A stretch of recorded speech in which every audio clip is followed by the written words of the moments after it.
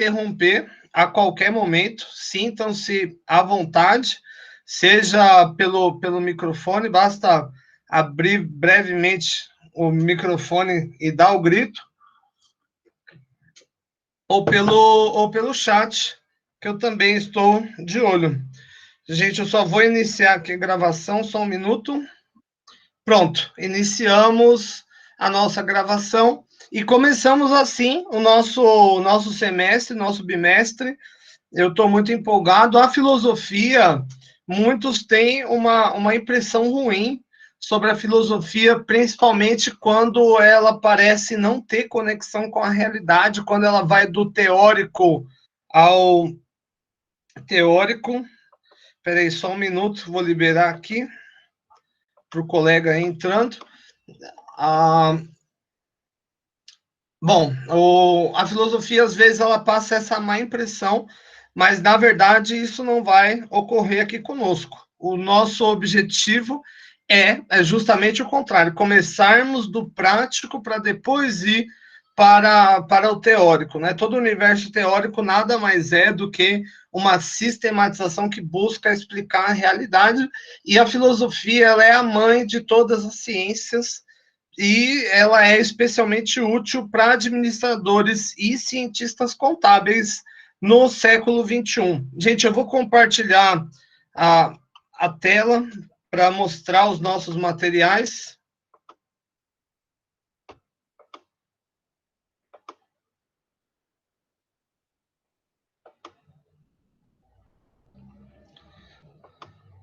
Bom, vamos lá. Compartilhando a tela. Bom, então aqui na tela de apresentação, nós vemos que a disciplina é filosofia e ela traz um pouco sobre o meu currículo. Eu sou o professor doutor Tiago Pérez Bernardes de Moraes, eu sou pós-doutor em Direito Constitucional pela Universidade degli Studi Messina, na Itália. Atualmente, eu sou pesquisador de pós-doutorado junto à Faculdade de Ciências Psicológicas da Universidade Argentina John Fitzgerald Kennedy, e eu sou doutor em Psicologia Social pela mesma instituição. A minha área de formação principal é a ciência política, e em nível de especialização, junto a Cândido Mendes, eu tenho formação em comportamento social e saúde, e em transtornos globais do desenvolvimento. E pelo Imperial College of London, eu tenho especialização em doenças globais. Atualmente, eu faço parte do grupo de pesquisa Elites Políticas, Comunicação e Políticas Públicas, e eu sou membro da World Economics Association. Bom, aqui vocês têm alguns canais importantes para me achar. Tem o meu site pessoal. No meu site pessoal, vocês encontram os meus artigos disponíveis para download, pelo mais ou menos uns 70 deles, a maior parte dos meus artigos, e também alguns livros meus também disponíveis para download. Nós temos também um canal no YouTube.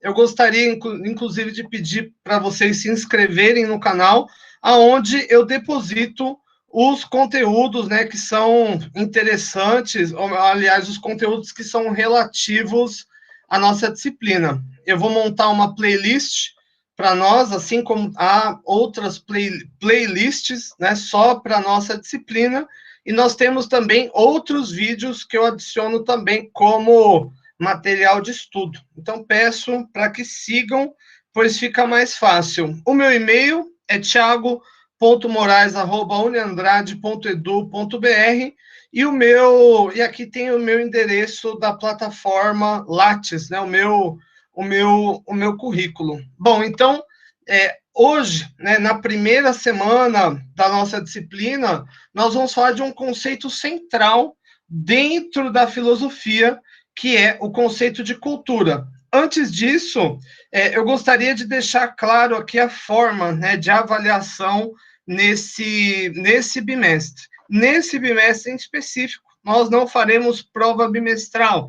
Toda avaliação vai se dar a partir das atividades de frequência que eu vou fazer com vocês no término de cada aula. Ou seja, no término dessa aula, eu vou ler a atividade com vocês e vocês depois executam a atividade, né? Sempre uma atividade objetiva, simples, e que vai trabalhar na prática, né, os conteúdos involucrados na aula do dia. No segundo bimestre, a nota vai se contabilizar a partir de uma nota chamada Projeto Integrador, que é um projeto que nós vamos desenvolver juntos, todos os professores, todas as disciplinas, a prova integradora, que é uma prova também que abrange todas as disciplinas, e a nossa prova bimestral, ok? Então, em suma aqui, o primeiro bimestre, a avaliação se dá a partir das atividades semanais, toda semana, né? Hoje, no término de uma aula, nós começamos a atividade, e o segundo bimestre haverão mais fatores na composição da nota. Ou seja, o projeto integrador, a prova integradora e também a prova bimestral. Então, vamos primeiro ao conceito de cultura, né, que é o centro da aula de hoje. Ele é um conceito importante em ciências sociais, um conceito central e um conceito de difícil definição. Bom, então em 2011, Moraes, né, que sou eu, e o Geraldo Torresilas, né, aqui que na época, né, era vice-presidente do Conselho Federal de Administração, nós desenvolvemos uma conceituação. Então a gente diz o seguinte, que a sociedade, ela traz em seu bojo, na verdade em seu bojo ela traz em seu conteúdo, um complexo de valores, ideias e percepções. O que é isso? Os valores é aquilo que a gente vai entender como certo ou errado, como bonito ou feio, ou seja, como nós avaliamos valorativamente algo. E os valores, eles mudam de cultura para cultura. Em algumas culturas, por exemplo, o padrão de relacionamento amoroso é a poligamia, ou seja, uma pessoa com mais de um parceiro.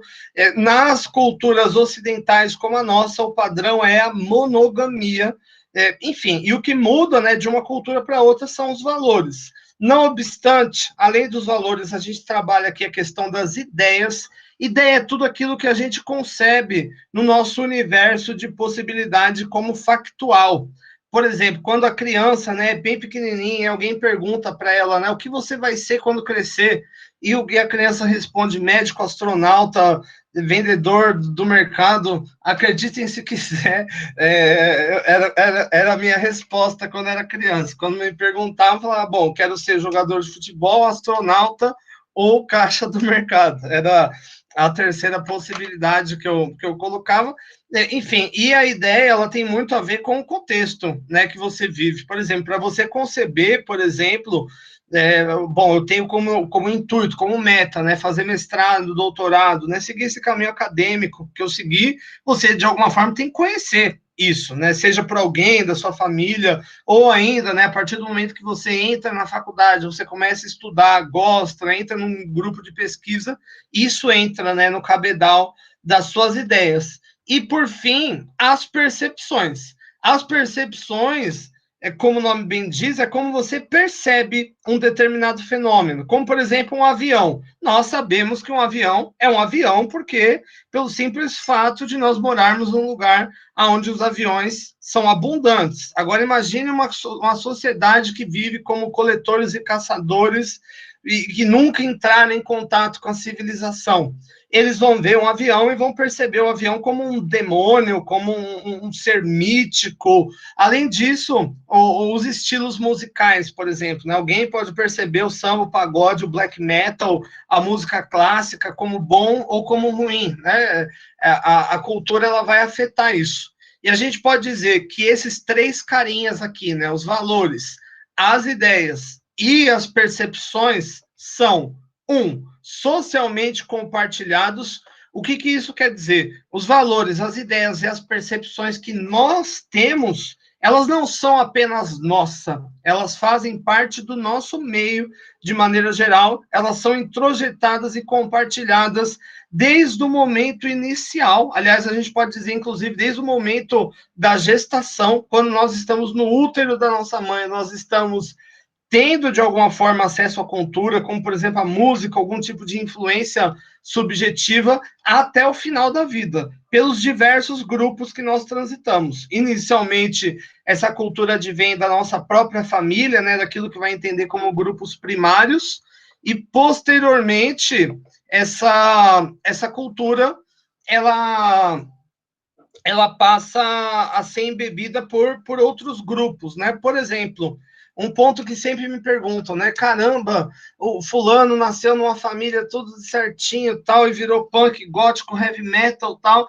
Agora a gente fala de outros grupos, né? Os grupos secundários. Para os adolescentes, por exemplo, a influência é maior, geralmente, dos grupos secundários, ou seja, de grupos de pares, o grupo que ele anda, que ele convive, mais do que a família, por exemplo. Isso é interessante. Isso vai, com isso a gente explica, por exemplo, por que alguns jovens gostam de funk em uma casa onde, sei lá, os pais, os avós só gostam de pagode ou música sertaneja, né? Os nossos valores são então socialmente compartilhados e, por sua vez, eles servem para dar sentido às experiências, como, por exemplo, uma viagem, um trabalho que você executa, o seu uso das redes sociais, o seu consumo de cultura, tudo isso passa a ter sentido a partir dos seus valores, ideias e percepções. A partir dos seus valores, ideias e percepções.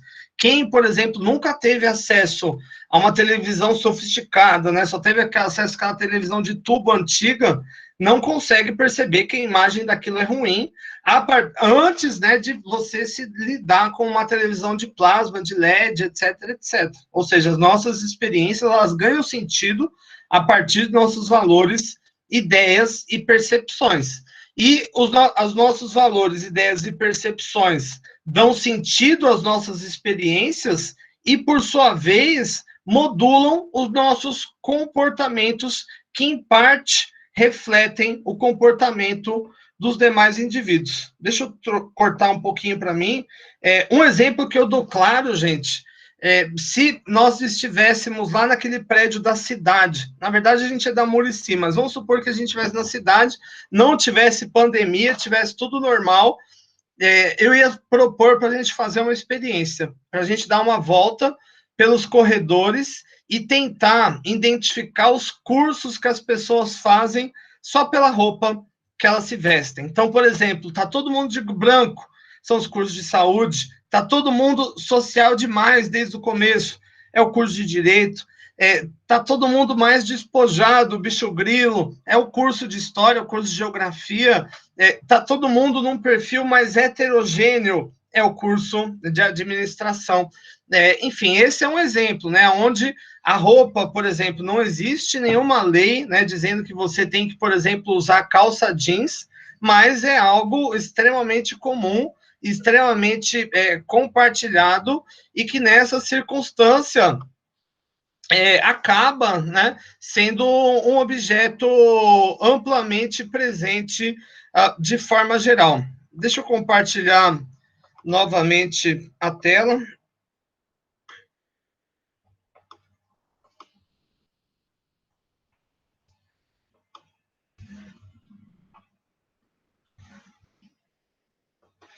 Gente, um ponto importante. Aqui nesse quadro de material de estudo, eu sempre vou deixar um vídeo relativo à aula, né? E aqui é um vídeo chamado Cultura e Sociedade, aonde nós discutimos todos os aspectos involucrados nessa aula, mas de uma maneira mais simples, mais sintética, mais rápida, né? De maneira geral. Então, eu sugiro que, quando terminarmos a aula, antes de iniciar a atividade de frequência, que vocês vejam brevemente esse vídeo, porque esse vídeo nada mais é do que uma síntese em mais ou menos 10 minutos, de maneira muito didática, explicativa, de todo o conteúdo, né, discutido, involucrado aqui nessa aula de hoje. Então, o primeiro ponto, a gente já chegou numa definição mais próxima da doutrina, inclusive da doutrina jurídica. A cultura ela vai se enquadrar como um conjunto de ideias, e como eu disse, as ideias é tudo aquilo que você concebe do ponto de vista simbólico, dentro da sua subjetividade, como algo passível de possibilidade, né? Dentro do seu universo de possibilidade.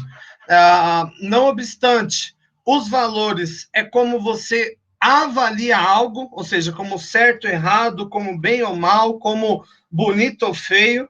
Perceba que a maior parte das coisas, né, nós conseguimos estabelecer uma binaridade, né, o bem e o mal, o anjo e o demônio, enfim, isso é a questão dos valores e a percepção, como você encara o mesmo fenômeno. E, não obstante, essa é uma definição central de cultura, e a cultura, por sua vez, ela vai ter alguns fatores que lhes são comuns. O primeiro ponto que a gente pode destacar é que toda cultura ela é aprendida, né? Dito de outra forma, a única forma de você ter algum tipo de unidade cultural, algum tipo de valor que é coletivamente produzido, distribuído e que vai dar sentido às experiências, é você ter mais de um indivíduo. Ou seja, você precisa de um ou mais indivíduos para você ter a cultura. E o processo pela qual você adquire a cultura, você introjeta a cultura, você internaliza a cultura, nós chamamos de enculturamento. E um exemplo que eu dou são as gírias, as formas de falar de um determinado lugar. Isso é uma constituição coletiva, ou seja, você não tem um único dono. O próprio idioma, você não tem um único dono. O idioma, ele é uma espécie de uma Wikipedia, né? O que é uma Wikipedia? É uma enciclopédia onde todos podem compartilhar, todos podem escrever e todos podem usufruir de maneira geral. Você não vai ter um dono, né, da cultura, ao contrário, a cultura ela é um patrimônio coletivo, utilizando aqui a terminologia jurídica, ela é um bem difuso, transindividual, né, e que está permeado, capilarizado por toda a sociedade de maneira geral.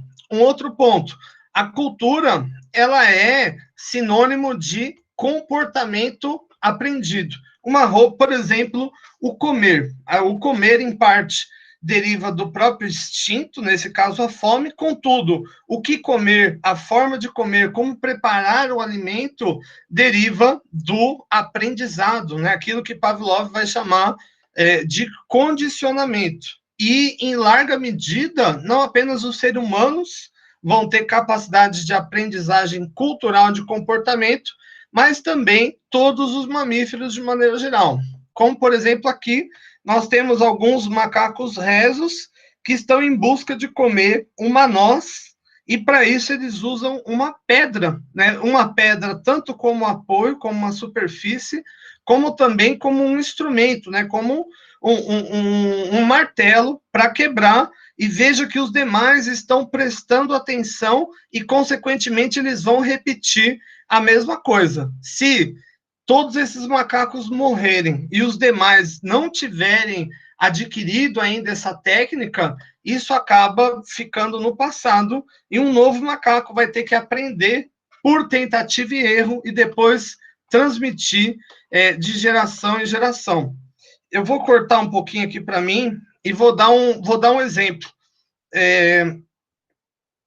Eu não sei se eu falei aqui, mas eu sou paulistano, ou seja, nasci na cidade de São Paulo, na zona norte da cidade de São Paulo, e eu vim morar em Curitiba com 23 anos de idade, já muitos anos, já, né? Morei em outros lugares, né? Morei na Argentina, morei na Itália, e no ano que eu vim morar aqui, eu fui a um açougue, como todo estudante pobre, eu fui atrás de hot dog, né?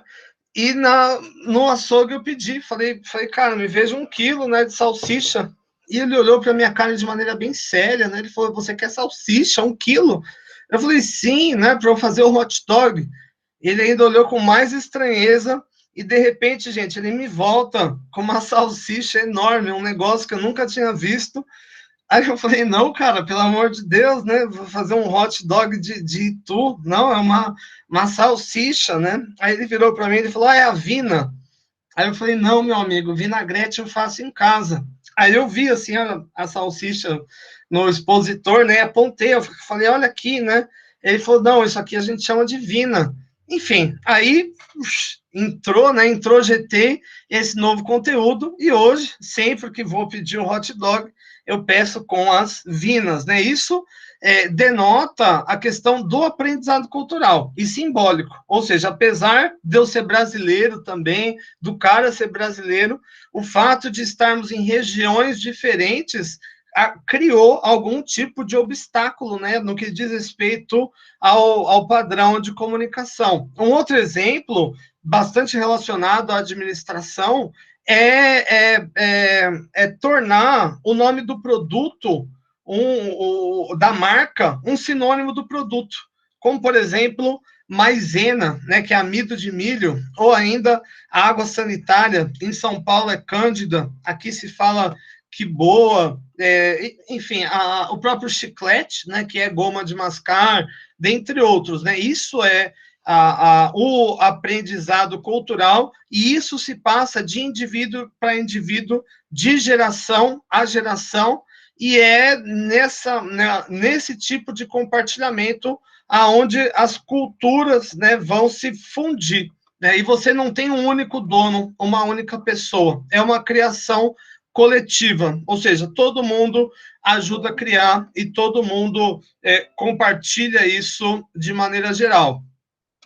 Nesse sentido, nessa continuidade, a gente pode dizer que toda cultura ela é compartilhada. O que isso quer dizer? Mesmo a cultura sendo um grupo partilhado de valores, ideias, né, comportamentos ou percepções, esse complexo, de alguma forma, é uniforme. Ou seja, apesar de cada um de nós termos uma individualidade, um gosto, etc., etc., o nosso padrão, mesmo na busca de ser diferente, vai refletir em parte o nosso meio, né? Um exemplo aqui, veja, judeus ultra-ortodoxos em Israel, todos extremamente parecidos, né? Se vocês forem bem analisar, né? A indumenta, a vestimenta que é a mesma, o corte da barba, do cabelo é idêntico, ou seja, um acaba refletindo a vontade, o estilo do outro, né? Outro exemplo aqui são cantores de funk brasileiros, todos também extremamente parecidos, o corte de cabelo parecido, o óculos parecido, as joias parecidas, as roupas, possivelmente as marcas parecidos. Outro exemplo, né? Cantores sertanejos no Brasil, apesar, né, deles buscarem ser diferentes uns dos outros, eles são extremamente parecidos, né? Seja na roupa, seja no estilo, enfim, né? Esse tipo de uniformidade é a cultura que traz, é o compartilhamento cultural. Com certeza, se hoje fosse uma aula presencial, metade da sala ou mais ia estar de calça jeans, uma boa parte já está de tênis, etc, etc. Isso é compartilhamento cultural. Assim como o Vina, né, um compartilhamento cultural regional, né, da cidade de Curitiba, a nossa cultura de geral. Por exemplo, se eu perguntar aqui para vocês, qual o time que vocês torcem? Qual time? Enfim, um vai me falar Santos, outro vai falar Corinthians, outro vai falar, sei lá, Coxa, mas todo mundo em comum vai falar do mesmo esporte, que é o futebol. Ninguém vai estar entendendo que eu vou estar perguntando, sei lá, de lacrosse, sei lá, de skate, de outro esporte, porque nós compartilhamos os mesmos valores, as mesmas ideias e a mesma percepção. E no Brasil, o futebol é quase uma religião. Aliás, aonde eu morei muito tempo, né, na Argentina, o futebol também é uma espécie de uma religião. Inclusive, Henrique Pichon Riviere, um psicólogo, um psicanalista extremamente famoso, ele recomendava até o futebol como uma espécie de terapia para os argentinos. Aliás, o sociólogo galiano diz, ao meu ver, assertivamente, que o futebol é uma das poucas religiões que não assume ateus, né? Todo mundo acaba, né? Mesmo que não gostando, no Brasil você herda, né? Um time, né? Sempre que me perguntam, aliás, gente, eu sou um cara que não gosto muito de futebol, não entendo nada, e pelo simples fato de eu ser homem, todos os outros homens vêm muitas vezes falar de futebol comigo, né? Esses dias mesmo fui ao mercado comprar uma coisa lá, e o cara veio me falar, né? E aí, cara, o que você acha? Como você acha que vai ser o jogo do Verdão hoje? E eu sei lá, né? Quem quer Verdão, né? Mas aí é só você dar aquela resposta genérica, né? Eu falei, olha, falei para ele, olha, eu acho que o jogo ele não tá fácil, né? Nenhuma decisão é fácil e que tem que trabalhar a zaga e o ataque. Né? E o cara ficou super feliz, ele, não, com certeza, etc.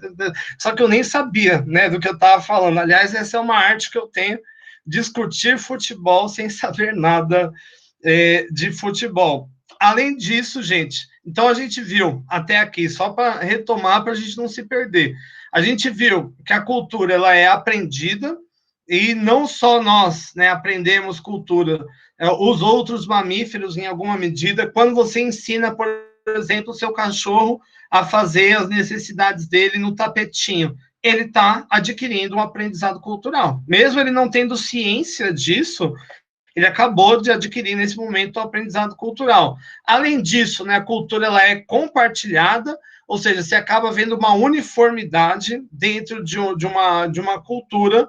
Por exemplo, em todas as culturas existe algum dimorfismo quanto aos papéis sociais de homens e mulheres. Né? Não estou dizendo que eu concordo com isso, né? Mas essa é uma lógica praticamente universal, né? Por assim dizer.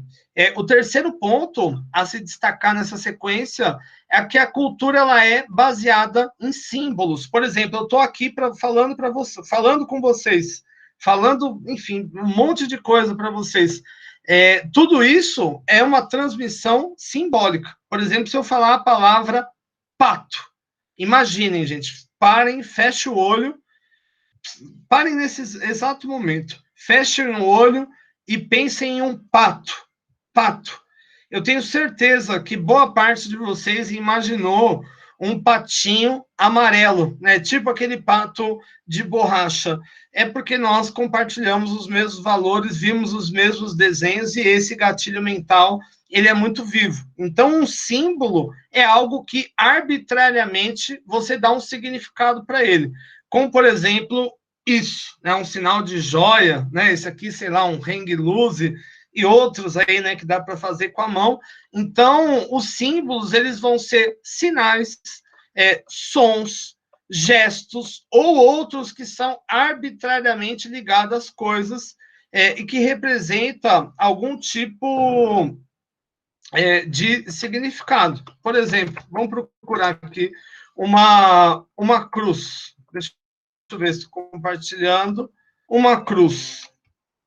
Se eu perguntar para vocês, né, o que é esse símbolo, todos vão me dizer, esse é o símbolo de Deus, né? Esse é o símbolo do cristianismo. Agora, para quem não vive na nossa sociedade, para quem vive ainda como coletor e caçador, não sabe nem que computador existe, ele pode achar que são apenas dois tracinhos cruzados, né? Enquanto na verdade, um símbolo milenar, né, dentro da cultura judaico-cristã, né, que, aliás, vai sinalizar uma pena de morte. Né?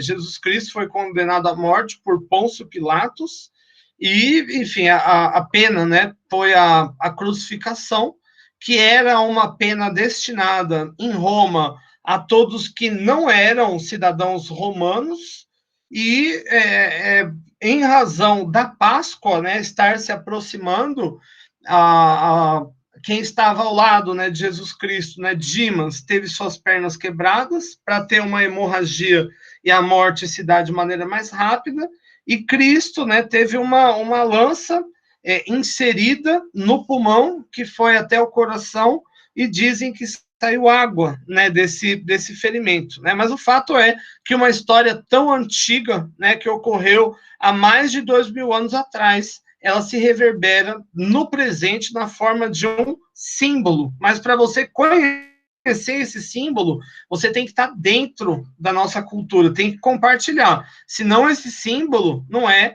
nada, né, para vocês, né? Um outro exemplo aqui, vamos olhar para um outro idioma, como por exemplo para o sânscrito. O que está escrito aqui, gente? Eu sei lá, né? Eu sei lá, porque nós não dominamos os símbolos, né? Os símbolos, você tem que dominar o símbolo para você interpretar e ele servir para alguma coisa na sua vida. Como a placa está em sânscrito aqui, eu não faço ideia do que é, para nós não tem significado e não serve para nada. Agora, uma placa de trânsito, por exemplo, como essa, enfim, nem vou ficar abrindo muito, que a internet está devagar, né? Mas os símbolos de trânsito, de maneira geral, para quem conhece, serve para orientação no trânsito. Ele é quase tão eficiente como uma pessoa falando ali para você, né? Então, o simbolismo, ele é um ponto central e ele vai dar margem para a nossa linguagem, né? Por meio de palavras, e as palavras representam objetos e ideias. Eu posso falar para vocês, parem agora, fechem os olhos e imaginem. Vamos fazer uma meditação junto.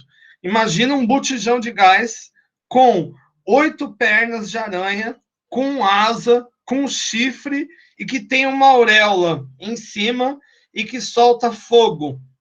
Enfim, isso não existe. Não existe, mas simbolicamente eu consegui transmitir a mensagem de algo que passou na minha mente e cada um, de alguma forma, configurou isso na própria mente, né, de maneira geral. Então, por meio da linguagem, a cultura é transmitida de geração a geração. Ou seja, a criança ela não precisa colocar a mão no fogo, por exemplo, para descobrir que o fogo queima. É só falar. Aliás, é só falar nada, né? Porque criança é super teimosa. Eu tenho uma filha que vai fazer 2 anos.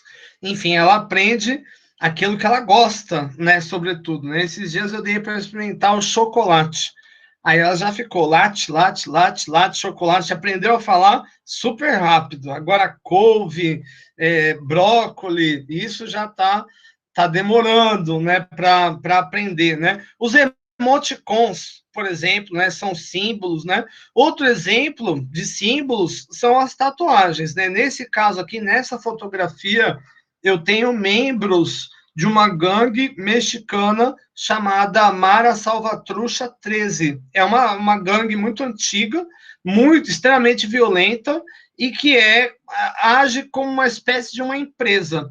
Ela vai ter setores especializados. Então, uma parte da Mara Salvatrucha 13, por exemplo, é especializada em logística, outra é especializada em contabilidade, mas tudo crime, né? Lógico, né? Outra é especializada nisso. E, por exemplo, eles têm tatuagens, como, por exemplo, todos têm aqui, ó, MS, MS, MS. Esse aqui tem no peito escrito Elmara Salvatrucha, ou tem no pescoço. Enfim, se eu não tivesse falado isso para vocês, que isso é uma terminologia de gangue, vocês até poderiam supor que esses rapazes aqui são de gangue, porque eles são mal encarados, mas vocês não iam saber se é uma gangue mexicana, uma gangue japonesa, enfim, isso é um domínio simbólico. E com certeza, muitas dessas tatuagens, que eu sei que essas tatuagens falam, por exemplo, sobre o papel, a hierarquia, né, que eles fazem parte, enfim, eu saberia mais, né, sobre o que se trata, né. Além disso, a gente pode dizer que a cultura ela é integrada. O que quer dizer isso, que é integrada? Se nós estivéssemos em sala de aula hoje, por exemplo, deixa eu cortar um pouco aqui para mim, eu vou arranjar um novo fundo aqui também. Gente, qualquer coisa, qualquer dúvida, qualquer questão, a sala é de vocês, pelo amor do Deus ou das deusas. Só me chamar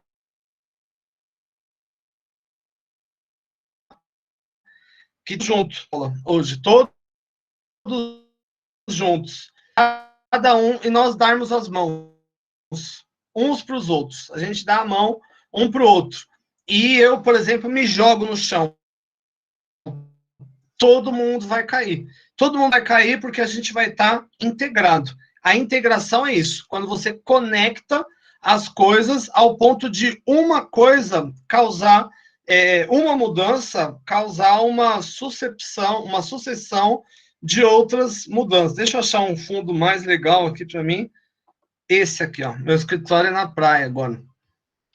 Vamos lá, deixa eu compartilhar aqui com vocês.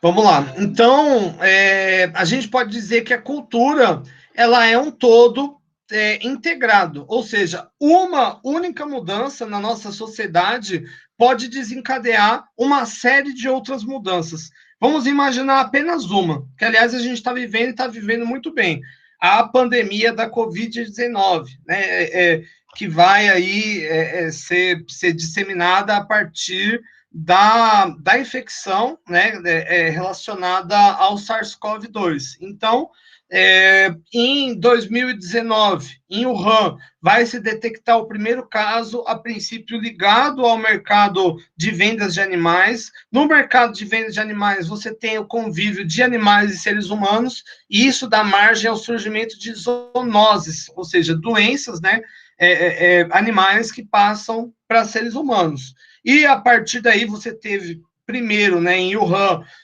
um lockdown que durou 76 dias, a construção de hospitais, enfim, tudo mudou. E na nossa realidade também, né, como, por exemplo, o ensino remoto.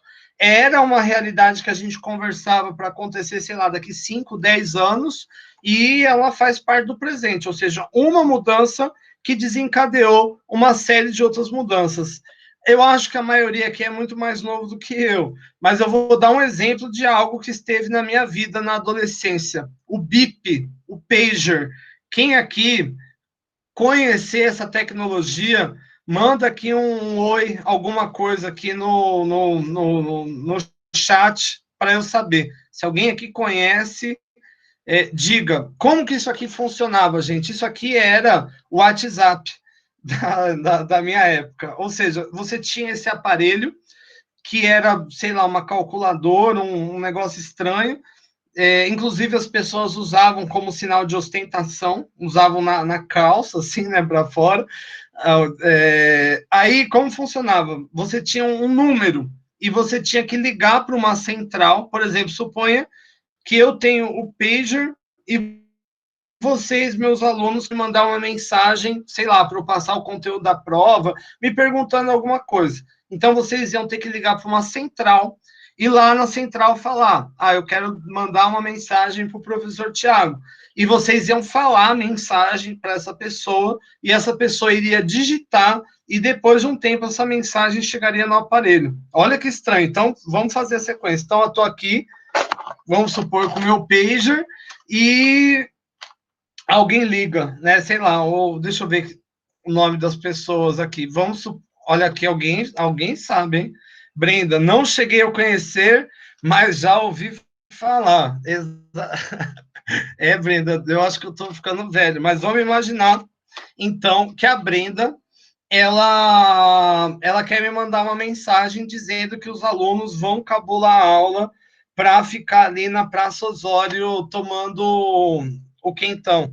Enfim, muito perto das festas juninas, isso é muito comum. Então, como que a Brenda teria que fazer? Ela ia ter que ligar para uma central, e na central eu vou atender aqui. Olá, tudo bem? O que posso ajudar? Aí a Brenda fala: eu quero mandar uma mensagem para o professor Tiago, né, que é o número 345. Aí ela ia falar o número, e aí a atendente ia falar: pode dizer, Brenda, fale a mensagem. Aí ela ia falar: professor Tiago, aconteceu algo terrível e nós não vamos poder ir à aula hoje. Sinto muito, né? E ia fazer um barulhinho. Aliás, o apelido dele é Bip, porque ele fazia um bip, bip. Ia fazer, eu falei, ué. Aí ia aparecer aqui nessa telinha: Brenda diz: professor, não vamos porque vai acontecer algo terrível. eu pagava uma mensalidade e tal. Eu tive isso aqui, eu comecei a trabalhar muito cedo como office boy, e eu tinha isso aqui e ficavam me mandando serviço o dia inteiro, tipo, Thiago, vai não sei aonde, vai não sei aonde. E pergunto, gente, onde eu morava, em São Paulo, na Zona Norte, na região do Tietê, tinha um prédio da Ericsson, trabalhava 5.000 pessoas fazendo isso, digitando essa mensagenzinha. Aí agora a gente tem o celular, com WhatsApp, você faz chamada de vídeo, você faz.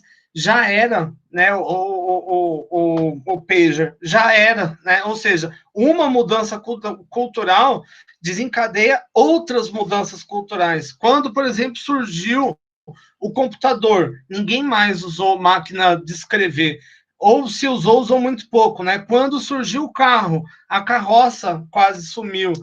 Quando surgiu o celular, não tem espaço para pager. Quando surgiu a internet banda larga, o mundo não tem mais internet de escada. É disso que eu estou falando. Uma mudança que vai desencadear outras mudanças, né? Muitas outras mudanças. Eu posso falar, por exemplo, que a maior mudança que que aconteceu na minha vida foi a internet. Antes da internet, para mim, sinceramente, era extremamente difícil ter informação. Uma música, por exemplo, gente, é tão simples, né? Você entra no Spotify, pá, pegou, puf. Gente, era tão difícil. Eu tinha que esperar algum conhecido meu comprar, né, o vinil ou a fita. Aí eu pegava uma fita, ia na casa do cara, rec play, eu tinha que gravar, tal, aquilo lá, era assim, extremamente difícil, né? A internet, ela mudou muito. Com a internet, eu já fui contratado pela internet, eu trabalho hoje pela internet, a internet literalmente foi algo que mudou, né, a vida, não só a minha, né, a vida das pessoas, né, das populações. E na cultura é assim, uma mudança desencadeia outras mudanças de maneira geral. E isso porque aqui é um exemplo, né? Máquinas de escrever. Aliás, o meu orientador no pós-doutorado, que foi meu orientador de doutorado, professor Luiz José Speroni, ele fez o doutorado dele em 74, numa máquina de escrever. Imagina escrever uma dissertação de 300 páginas numa máquina de escrever, então você faz um errinho, você tem que... Eu nem imagino, né, como que é, né? Além disso, a gente pode dizer o seguinte, que as culturas, elas são extremamente dinâmicas. Eu vou até queimar meu filme, gente. Eu vou escrever aqui um negócio.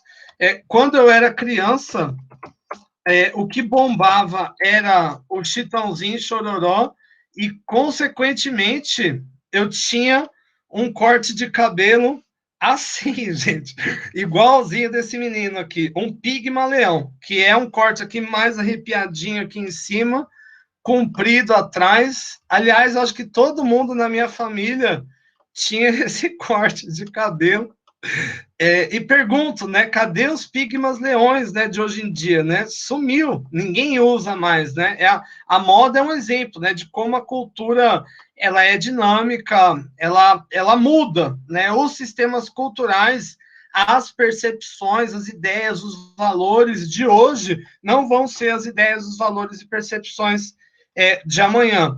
Um exemplo que eu dou é a moda, né? E aqui a gente tem a foto de Luís XV, né? Um rei, aliás, um rei sanguinário, uma pessoa poderosa. Se eu só descrevesse o look para vocês, ó, salto alto,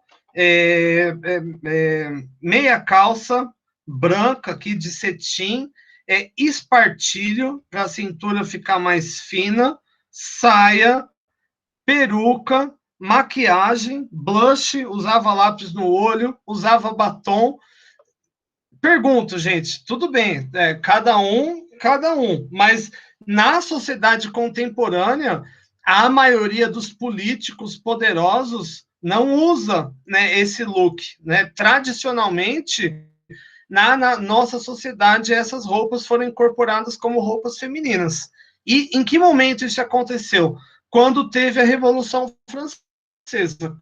Com a Revolução Francesa, tudo que era associado à monarquia foi caindo por terra. Então, isso foi um valor que mudou. É interessante que só poderia usar o salto alto, principalmente o salto alto vermelho, quem fosse muito poderoso, nesse caso, militares, sanguinários, coisas assim. Tanto é, se vocês forem comprar um sapato alto e falar, né, eu quero um Luiz XV, né, eles vão trazer um salto alto bem estiloso. A moda é um exemplo significativo, mas, apesar dela mudar, ela tem aquela questão do compartilhamento. Ela muda, mas dentro de uma base comum, dentro de uma moda. Por exemplo, aqui estavam as meninas da minha época, aqui da época que eu nasci, dos anos 80. Olha aqui o look, né? Agora, vamos... Essa aqui, inclusive, é a Pantone, né, desse ano, 2021. Perceba que mudou muito, né? O que era aqui, você tinha, por exemplo, os tênis Snakers, né? Enfim, nunca saiu de moda, né? Seria o da Nike, o Air Jordan, né? Eu acho que é o modelo mais popular, né? Roupas de ginástica, um cabelo meio pigmaleão, enfim, mas dentro de um parâmetro. E aqui também, dentro, evidentemente diferente, mas, de novo, é um padrão, né? É identificável. A cultura, ela é dinâmica, mas ela se movimenta dentro de padrões. Além disso, toda cultura, ela vai gerar o que nós chamamos de subcultura. A subcultura é uma cultura menor que está dentro da cultura maior. Por exemplo, vamos dar aqui o exemplo dos punks. O punk é um movimento que muito é um movimento underground que vai se relacionar à música, que basicamente vai se consolidar em 1977, né, com a música com o estilo oi e punk rock. E hoje, né, se dividiu aí em muitos estilos, tal, mas eles vão se destacar, né, dentro da nossa sociedade. O cabelo é o moicano, a jaqueta com arrebites, o coturno, etc, etc. Aqui no Brasil tem. É diferente? É diferente. É um padrão diferente? É. Mas eles votam, eles falam português, eles trabalham, eles pegam o mesmo ônibus que a gente, ou seja, eles são distintos o bastante para nós classificarmos eles como um outro grupo, mas parecidos também o bastante para nós categorizarmos que eles estão dentro da nossa cultura. Um outro exemplo são os Yakuza, né? Na verdade, é uma máfia, né, japonesa, que inicialmente vai começar, vai enriquecer, na verdade, no mercado financeiro.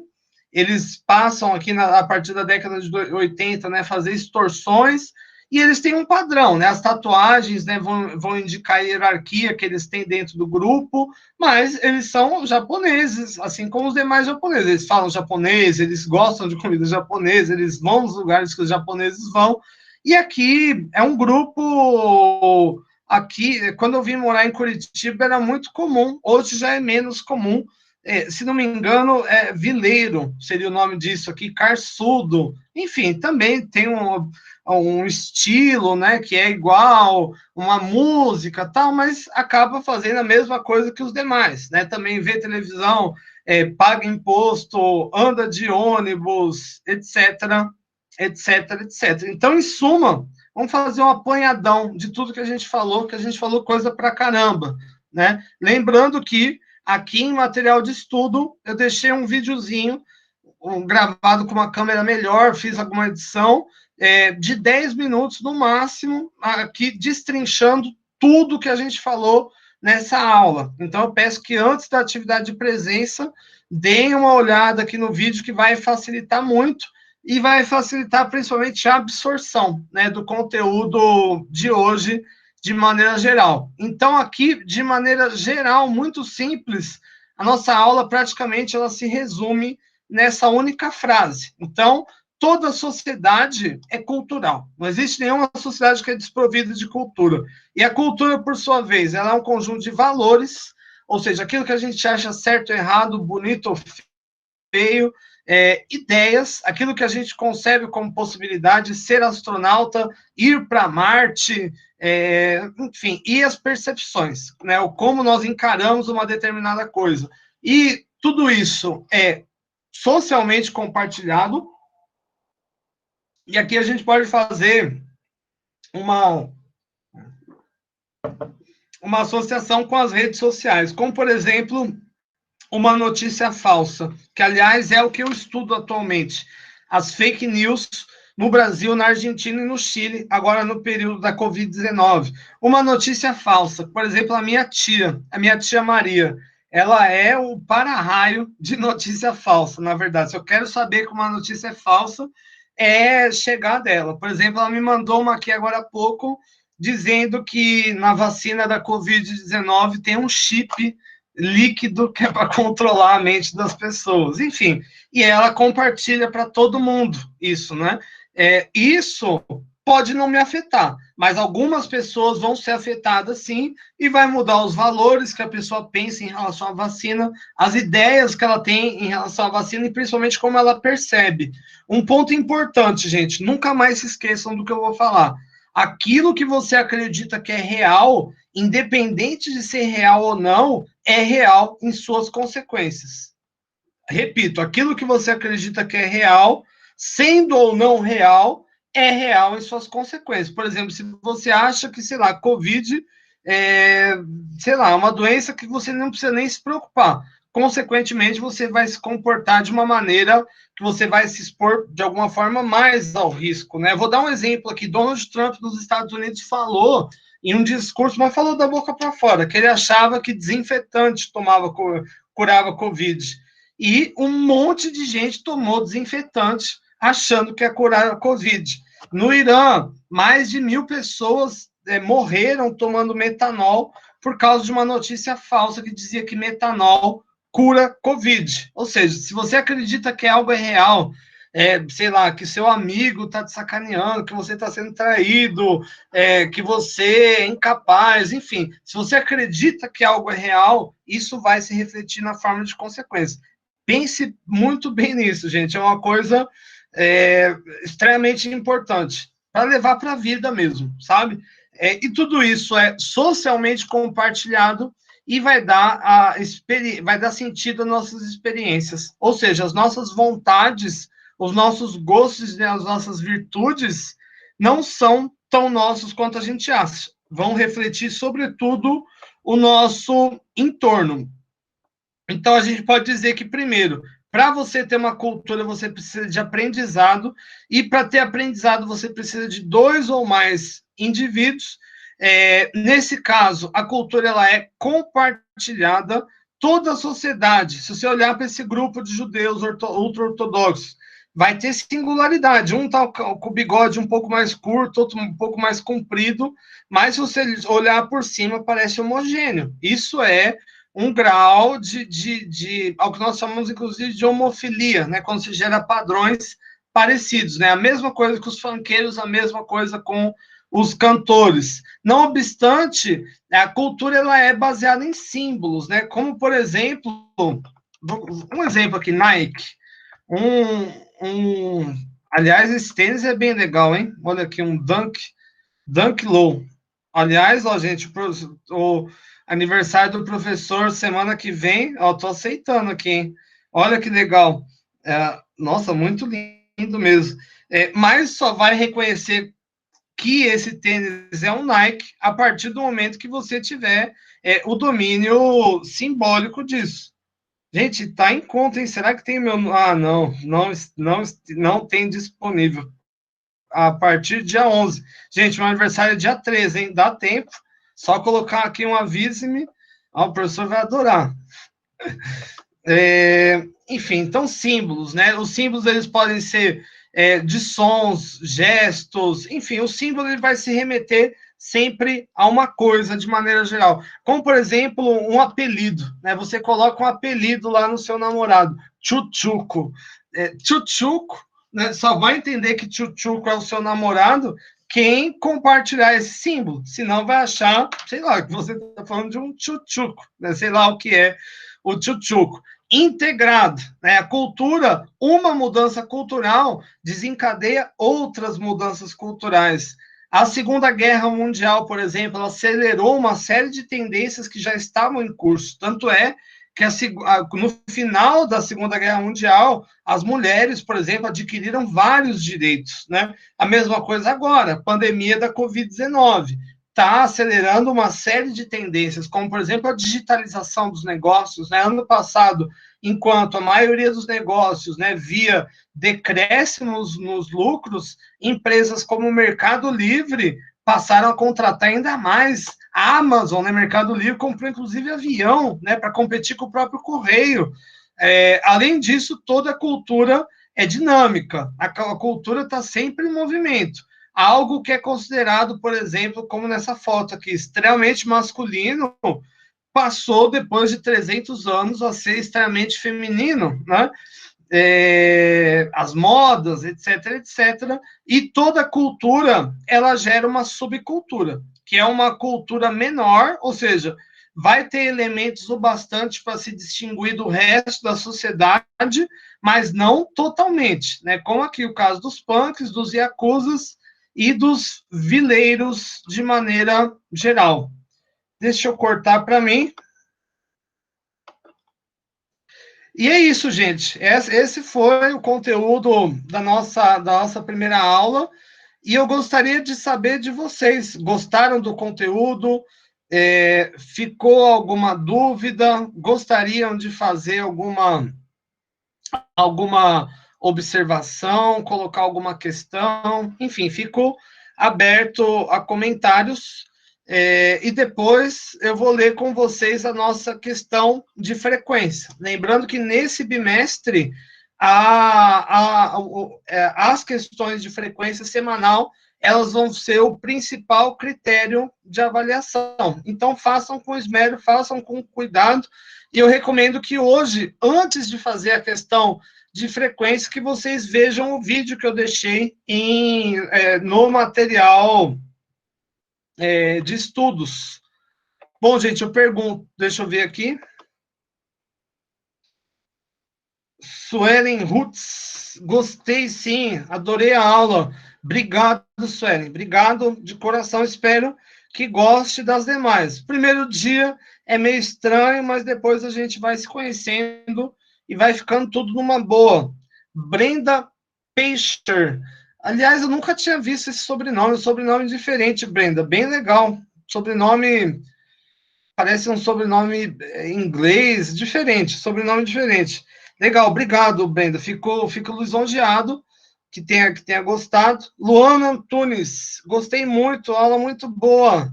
Tamo junto, Luana. Andriele Carlesso, gostei também. Bruna Sassa, também gostei. Legal, gente, já estou fazendo vários amigos aqui no primeiro dia. Stephanie Machado, também gostei, muito boa. O Ellen Glubel, eu nunca gostei de filosofia no ensino médio, mas acho que vou começar a gostar. Esse é um ponto, Ellen, eu acho que, para falar a verdade, quando eu estive lá no ensino médio, eu também não gostava, porque eu não via conexão com a realidade, entende? Saía daquele negócio abstrato para o abstrato, e eu não consigo aprender nada na minha vida assim. Eu acho que eu preciso partir do caminho contrário, ver o objeto constituído para depois ir para a teoria. E é assim que a gente vai trabalhar. Vamos trabalhar com questões do presente, né? Porque um ponto importante, gente, o conhecimento, se ele não servir para a gente interpretar a realidade que a gente vive, para a gente interagir com a realidade, e principalmente para alicerçar nossa capacidade profissional e intelectual, ele não serve para nada. E eu vejo que muito, eu não estou criticando Ellen, os professores do ensino médio, mas nem nada disso, mas eu acho que o modelo como é constituído a escola, ele não é funcional. Eu acho que porque a gente tem, sei lá, 10 anos de aula de português, mas a gente não sabe escrever um livro, 10 anos de aula de matemática, mas a gente não está pronto para fazer um mestrado, né? Tem, sei lá, quantos anos lá de química e física e não sabe fazer um sabonete, nada. Enfim, eu acho que isso tem que mudar, inclusive, e a gente não pode trazer isso, né, para a faculdade, né? Para a faculdade é um outro lance, é um conhecimento prático, um conhecimento para a vida, porque tem um ponto importante também, gente. O Brasil é um país extremamente desigual. É muito difícil, né, para as pessoas estudarem. Então, o estudar, na verdade, é um grande privilégio. E como diria o tio Ben, né, o tio do Homem-Aranha, grandes poderes vêm acompanhados de grandes responsabilidades. Então, todos nós temos também a responsabilidade de sermos agentes transformadores na nossa sociedade, né? Dentro da nossa família, dentro do nosso trabalho, dentro do nosso âmbito, né? De maneira geral. Gente, eu fico lisonjeado mesmo que vocês tenham gostado. Qualquer questão, qualquer dúvida, tem o meu e-mail também, eu vou deixar escrito aqui no chat, é thiagomorais.uniandrade.edu.br.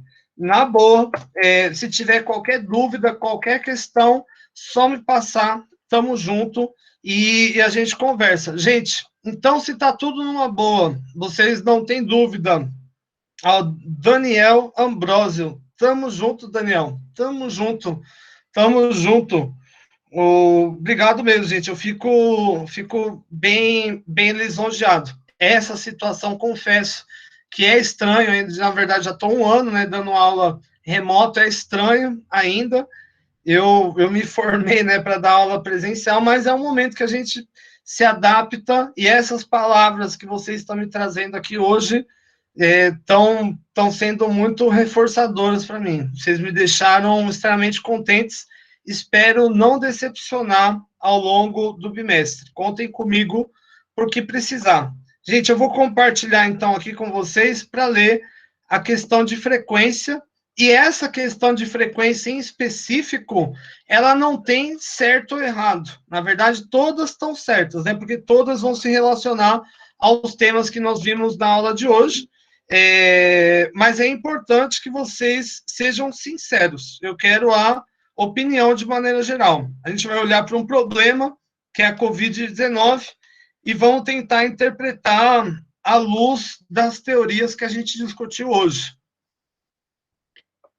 Bom, então, ao longo da aula, vimos que a cultura está sempre em movimento, e que ela afeta nossas ideias, ou seja, aquilo que a gente concebe como possibilidade, como, por exemplo, eu quero ir para Marte, agora isso que é uma possibilidade.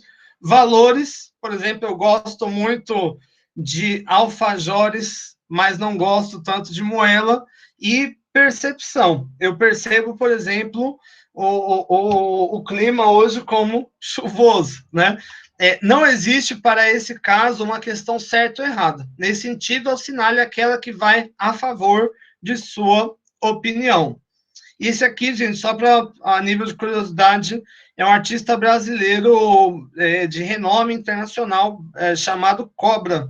Eu confesso que eu fiquei, na época, bem sensibilizado com essa imagem, né, de várias culturas unidas por um mesmo ideal, que é se proteger contra a Covid-19, né? Bom, vamos lá. A Covid-19 mudou na sua noção de certo e errado em relação a práticas econômicas.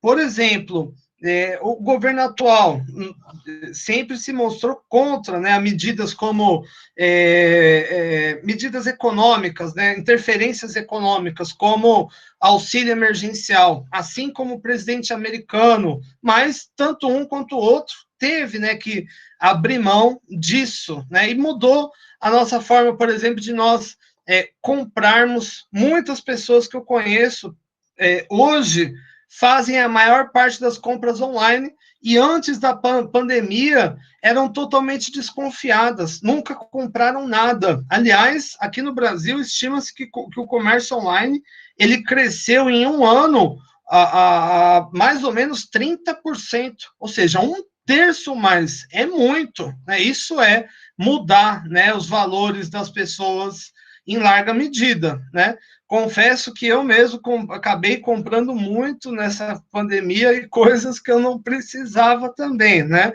Esse é o efeito do materialismo. Aliás, estou aqui namorando o tênis aqui que eu mostrei para vocês. Enfim, estou aceitando de presente, hein? B, a Covid faz materializar um cenário de digitalização, mudando o ponto de vista comercial da missão, as ideias de cada empresa. Hoje é fato,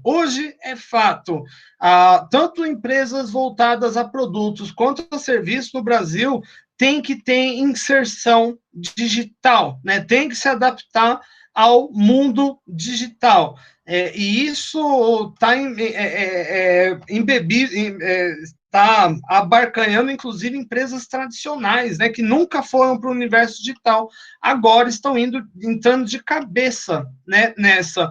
O grande lance do universo digital é que, na verdade, se você tem uma loja, ela passa a ter o tamanho do mundo, ela não fica mais restrita às delimitações geográficas, né, da sua cidade, do seu bairro. C, a Covid-19 alterou para muitos as expectativas de vida, trazendo novos pontos de vista e solapando valores antigos. A The Economist fez um estudo muito interessante que mostrou que durante a pandemia de Covid-19 no planeta, não só no Brasil, as pessoas passaram a preferir alimentos mais saudáveis, passaram a praticar exercícios em casa, passaram a criar estratégias para lidar com a família. Enfim, então a gente pode dizer, eu costumo dizer que a Covid-19 ela não criou tendências, ela acelerou as tendências que já estavam em curso, como, por exemplo, a das lives, ou ainda a execução de videochamadas, né, tanto no trabalho como para lidar com os familiares.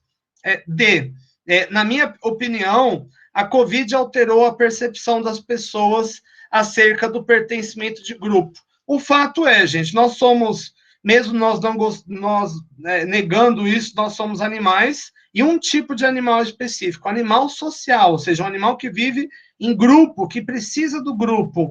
E durante toda a pandemia de Covid-19, não apenas no Brasil, mas no mundo de maneira geral, mesmo em cenários com muitas restrições, né, como os lockdowns, as pessoas deram um jeito, né, fizeram festa clandestina, foram na casa uma das outras.